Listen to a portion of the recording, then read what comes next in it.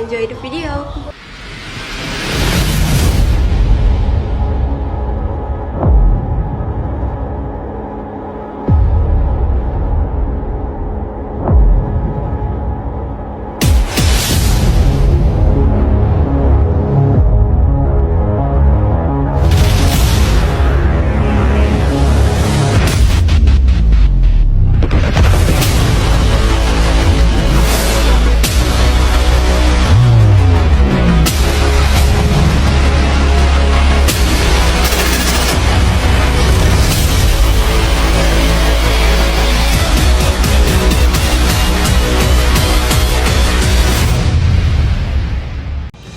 Fort Marlborough is a historic fort led by the Dutch colonials on the coast of Tapak Padri Beach. This fort was built between 1713 and 1719, or more than 300 years ago, under the leadership of Governor Joseph Collett. This fort was then named after John Churchill, Duke of Marlborough, a prominent British military figure at the time. Fort Marlborough was built to strengthen British control in Bengkulu, which at the time was the main Dutch trading headquarters on the west coast of Sumatra, which focused on producing paper. Its strategic location on the coast made it defensive fort as well as an administrative center from British operation in Sumatra. However, British rule in Bengkulu was relatively short. In 1824, Britain and the Netherlands signed the Treaty of London, which set the boundaries of their colonial territories. Based on this agreement, Bengkulu was handed over to the Netherlands in exchange for Singapore, and Fort Marlborough was handed over to the Netherlands.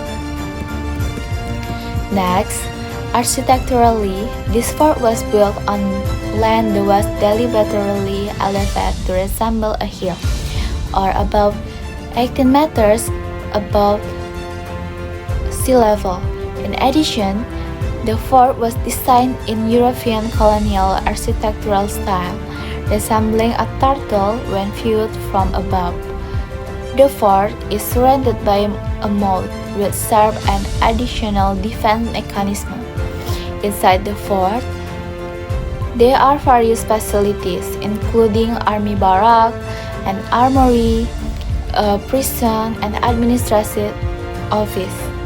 Fort Marlborough has two main gates, front and back, equipped with drawbridges.